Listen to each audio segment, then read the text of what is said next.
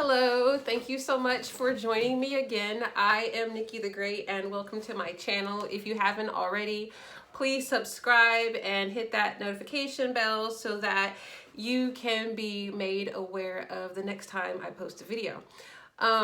Thank you so much once again for joining, and we are going to go on ahead and jump right into the thought for the day. And this I have a little like cheat sheet right here, not a cheat sheet, like a little book or whatever that I have been collecting random things in. But this is some thoughts I had jotted down last year sometime, and the title is going to be called The Keeper or The Keep Her. And I am so thankful once again that you are here, and let's go on ahead and dive into it.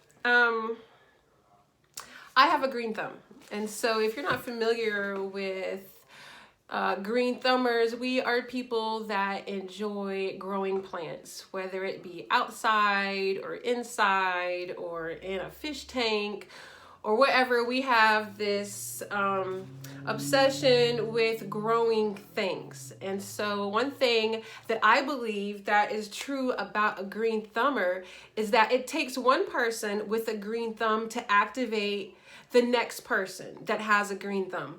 So the people that do have the ability to have a green thumb, it is a gift that is sleeping within that person, and the only way that it can become activated is if someone else with a green thumb that has already been activated activates their internal green thumb.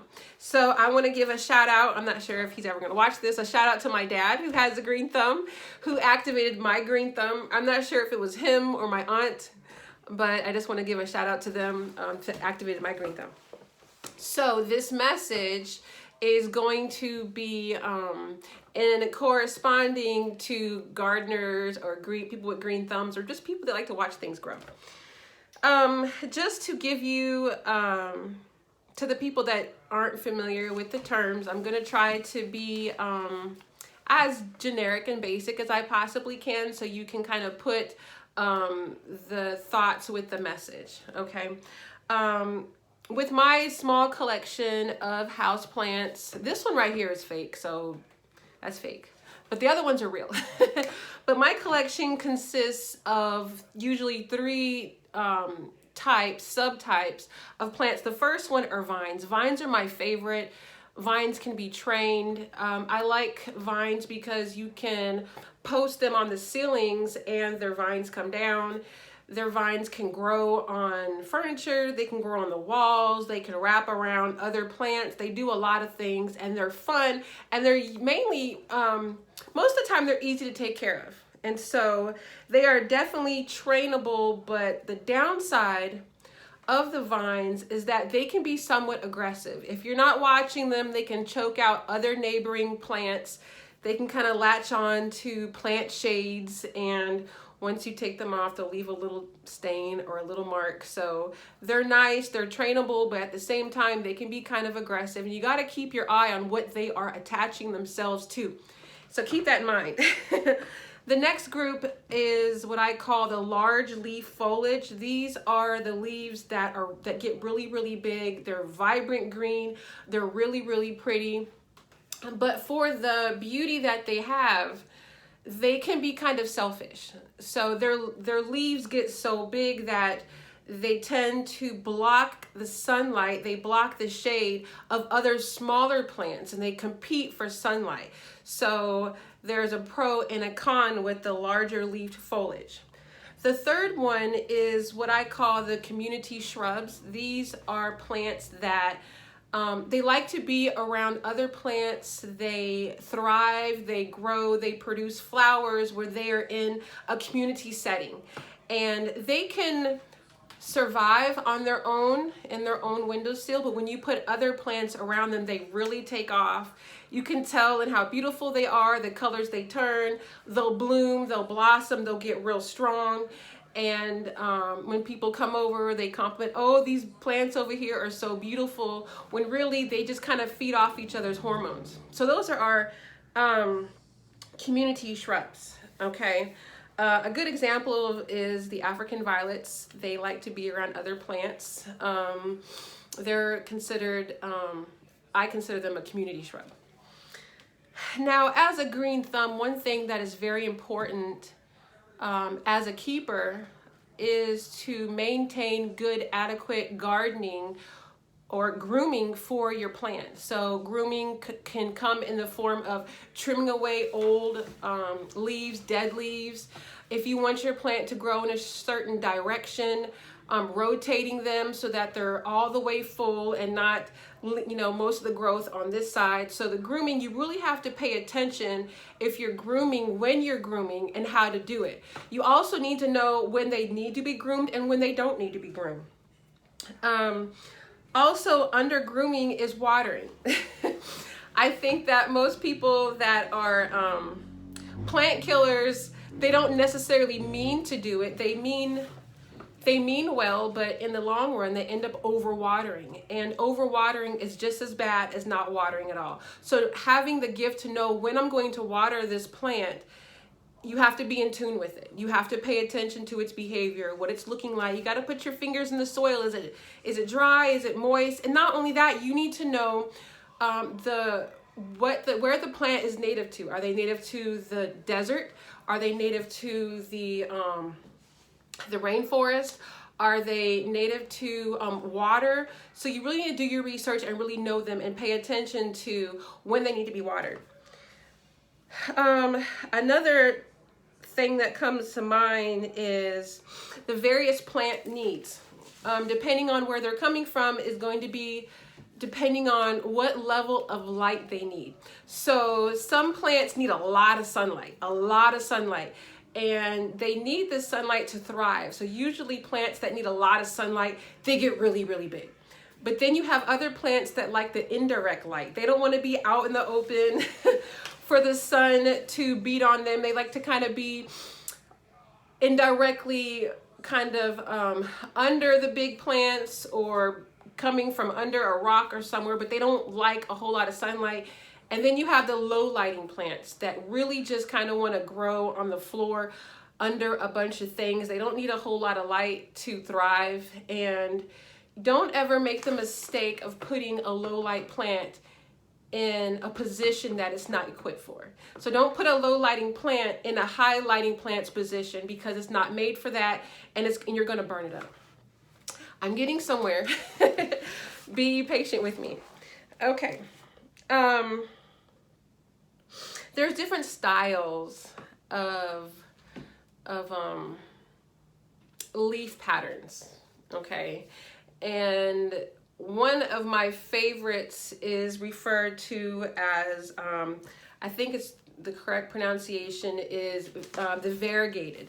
And that's when there's like stripes on the actual leaf. So you might, you know how some animals are albino and they come out like a white color or a pink color?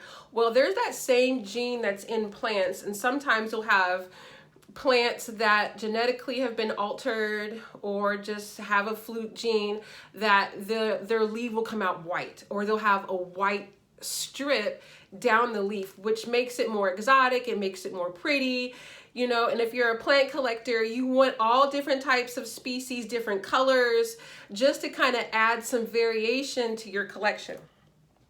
So there's a mixture of different plant species that can carry this, that can be different colors. I'm not going to get into all that detail. There's also plants that flower and plants that don't flower. So based on what you want, what you're looking for, of course, you got to do your research to see what you want, what product you want to see in the long run of the care that you're going to give. Let's talk about something that is detrimental to the actual care of a plant, is sunlight. Okay, is this scientific term referred to as photosynthesis.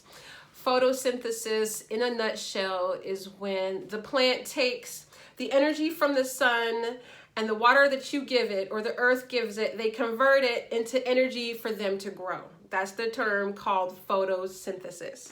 Okay. And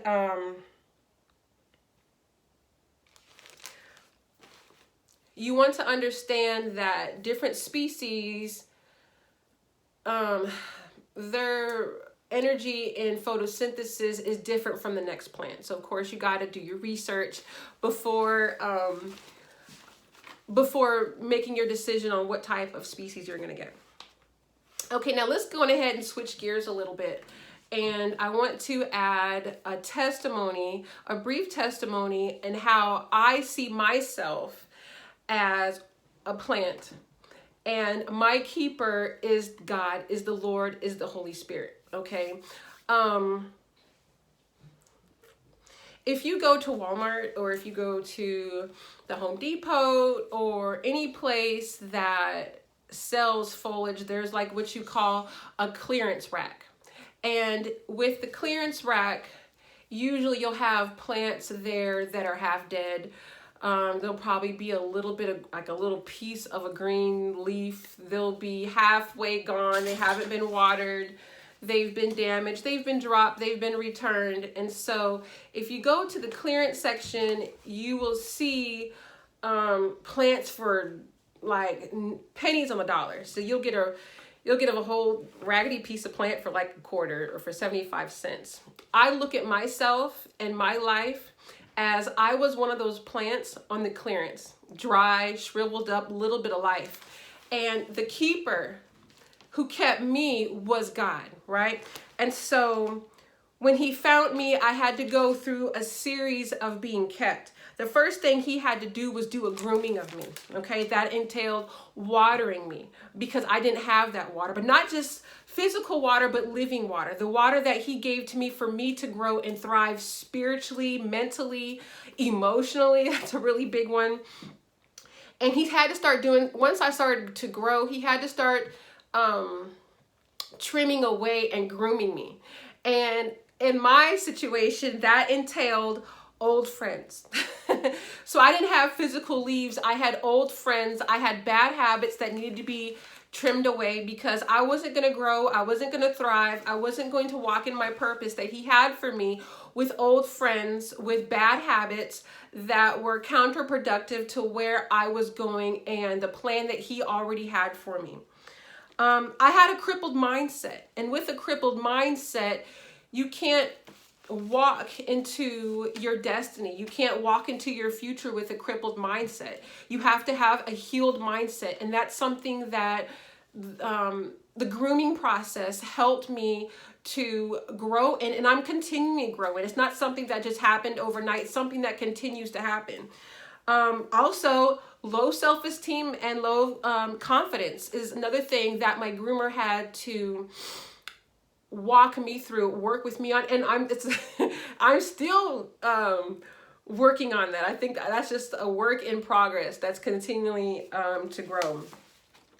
Just like those plants on the clearance, when you see them, you don't know what they are because they're so deformed. They're so shriveled up. If it wasn't for a little tag on the bottom telling you the scientific name or the nickname for the plant, you wouldn't know how to identify them. And me, before Christ came into my life, I was unidentifiable. I didn't look the way that I look now. I didn't sound the way that I sound now. I didn't walk the way, I didn't dress the way. So if you would have seen me when I was on the clearance rack, you wouldn't have been able to identify me. But my maker, my keeper, knew exactly what I was, where I was going, and how he was going to get me there. What did he do after grooming me? He gave me fresh air. Fresh air is something that's also important, making sure that the company you keep, not only that, the spirit that you give off is clean. The spirit that other people are giving off is clean. That's important.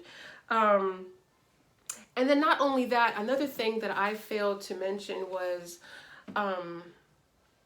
in my journey of learning about, houseplants and having a green thumb and keeping them as a hobby, is that sometimes you run into sick plants. Sometimes you run into plants that either getting over some type of bug infestation, or they've been overwatered or over pruned, or they've been, somehow they got knocked down and kind of bruised up a little bit. A lot of times they're kind of not as strong as they used to be, or what they can be. And so kind of placing them in the shadows and not directly in the sun and allowing them time to heal. That's another thing that my maker had to do for me, was kind of place me in the shadows a little bit and not put me directly in the bright light, because I needed time to heal. I needed time to grow. In closing, because I've been here a little bit too long, in closing is, it reminds me of the story of Jesus and the people that he came in contact with. He came in contact with a lot of people that were on clearance, a lot of people that couldn't be identified. And when you read in his encounters with people, he didn't choose to hang out with the prettiest people. He didn't choose to hang out with the richest people or the people with the most status and prestige. He chose people like us that were on clearance, that were unidentifiable, that needed grooming, that needed the breath of life, that needed watering. And so I want to encourage you today. And yesterday we also touched on a little bit on encouraging, and the gift of encouraging is that when you're coming into contact with people, and when you're coming in contact even with people that you already know, you want to be an encourager. You don't want to look at the negatives of people. I strongly believe in constructive criticism, but you want to do it in love. And if it wasn't for the people that were already around me, that poured love into me, poured compassion, understanding, that were long suffering, and they continue to do it to get me to thrive and to grow. And in return, I'm obligated, not by force, but by, you know what, he's been so good to me. I have got to extend that to other people, so that kindness, that love becomes contagious, so that I want to infect as many people as possible to the best of my ability with love and kindness and with consideration. All right, we're going to go ahead and wrap that up. I thank you so much for your time, and there'll be some other things that we will be discussing. I have a lot of other ideas that I have written down. I have a couple books full of stuff that I want to share with you, that I kind of just want to get off my chest. I hope it was a blessing to you. If you have any questions, comments, or concerns, please leave them in the section below. Don't forget to subscribe to my channel, and thank you so much for watching. Bye.